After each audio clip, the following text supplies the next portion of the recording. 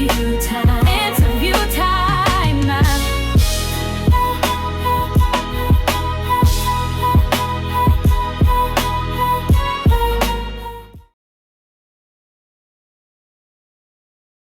Justin, love the Hey, background. thank you. How are you doing? Good, how are you? I'm great. Let's kick this off. So my first question will be, um, when you read the script of Ick and Grace, what was your reaction? And while you were reading, did you kind of prepare or have in your mind how you were going to approach her? Um, I got this script originally and I read it and I loved it. And then I met Joseph and I loved him even more. And, I was so excited to jump into this role of Grace. And I think that Grace is such a relatable character. She's Hank's maybe daughter, and she's one of the few people in town who realizes that something is seriously wrong. And while the residents of this small town, they remain blissfully in their own world. But yeah, I loved Grace. I love how cynical she is. I love how sardonic she is. And she's just, I think, also a metaphor, just like the ick is, where our world is so oblivious to so many things that go on, or they don't want to believe so many things that are going on. So you keep going with your life. And I loved that Grace was someone who really stood her ground and realized that shit was off. And that's one thing I also want that you just touched on is the fact that the way people just kind of ignore things and with the ick, and Grace is like one of the few characters in here that were just like, something's not right here with this thing here. Like we all just living, like we're just living with it and dealing with it. And there's a lot of commentary in the film, like there's various characters, especially with Grace, her high school. And I laughed because I have experience with the teenagers and very characters like Grace. I know two kids that are just spitting images of Grace. So I was just laughing all the way. It was just like, oh, this reminds me of this student. This reminds me of this student. And one thing I took from the film was that's like, especially with the small town with Grace's arc, is that arc that even Hank has is just like, you gotta leave, you gotta kind of branch out. And with Grace, how did you like with how did you tap into that emotional complexity with all that chaos around her?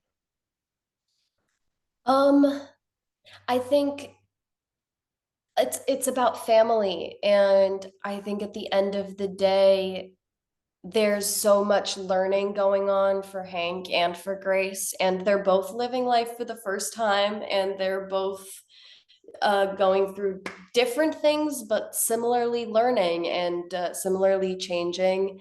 And I think the emotion just came from knowing that it all comes down to family and it all comes down to love and who's there for you. And Grace, of course, is, yeah, she's such a relatable character. So that too helped me um, shape her and kind of find out who she is. I was finding out who she was the whole time, just like we are all figuring out who we are as our own people every single day. I was trying to figure out who she was. And I don't even think she knew it or I knew it or I still know it. I think I loved how strong she was and how she wasn't oblivious. And she just stood her ground the whole time, which was an awesome trait and so much fun to play. And can you tell us a little bit about working with Joseph with this particular film and just the visual of this, especially with, how was it like filming something with the ick, where something that you can't really see and you just kind of have to use your imagination for this particular scene, especially like the chase scenes. I really like those type of scenes as well towards the end. Yeah, I was just talking about that. There's the one we didn't know what the ick was gonna look like or be or anything about it when we were filming. And so there were so many times where we were acting with boxes or green things, which is a lot of fun and very mysterious. And so the scenes where we're running through the field, we're jumping over nothing, we're jumping over Mm. whatever we wanted, and we just had to picture it chasing us or where it would have come from. And it was super fun, but we all felt stupid. We all collectively were laughing the whole time because we're jumping over nothing. But it's so amazing and incredible how the VFX team created such a scary, cool creature, and this whole world like became so amplified by seeing the ick at the end. And I feel like we were able to see a lot of the scenes during filming, but and so I thought, oh, like I've seen the movie already, but not at all. Seeing the ick is a completely different thing. And for a little bit more of the visuals, when your co-stars were they actually in some prosthetics for some of the characters that were actually turning into the ick? Yeah.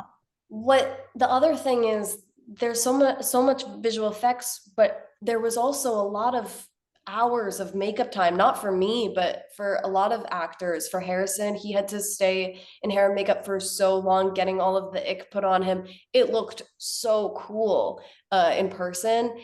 And I hope that some people also see that makeup be done, because some of it is also not VFX. Mm. But that's also kind of when we started to see how crazy the ick was going to affect humans. But yeah, it was really, really cool to see the whole process of it. And you have, of course, two other leads with you in this film. You have Brandon and you have Mena. What was it like working with them on this? And can you tell us a little bit about the relationship of your character Grace with Stacy and Hank?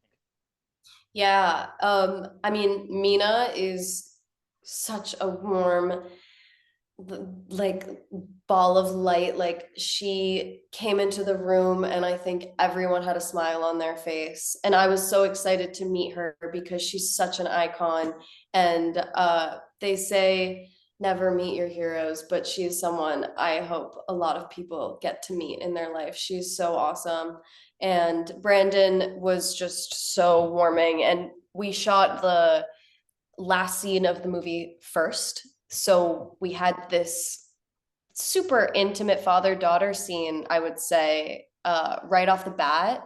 And I was kind of nervous for that, but I think it helped us a lot. And I think that Brandon and I immediately clicked. And he's also such a superhero, as he really is. And my final question, and this might be a little tough one, because due to the time period that the film was taking place musically, there was a lot of retro, well, I guess consider retro now, a lot of the classics of the punk rock scene. Is there any song from the early 2000s? Doesn't have to be in the genre that the music like had a lot of punk rock in there, but is there any song from the early 2000s that you might have on your playlist that you probably when you watch the film go, ah, I remember something like that, or that was something catchy? Oh my God, so many of the songs. Of course, and I knew some of the bands, but I hadn't known a lot of the songs that Joseph put into it. So it was super awesome to be able to dive into these bands now and learn from Joseph and uh learn them. So I mean, I would say like All American Rejects have so many catchy songs, Mm. and I had them on repeat for a while after seeing the movie. Yeah, I was losing my mind when I was watching it. I was like, oh, that's Yellow Card. Oh, that's Dashboard Confessions. Yeah, It was, yeah, no, it, it's crazy. it was just absolutely amazing. And just want to say thank you for the interview. It was a wonderful film, just really amazing. I had it's such a good time. Thank you so much. I'm so glad you liked it. It was so nice to meet you. Thank you. Take care.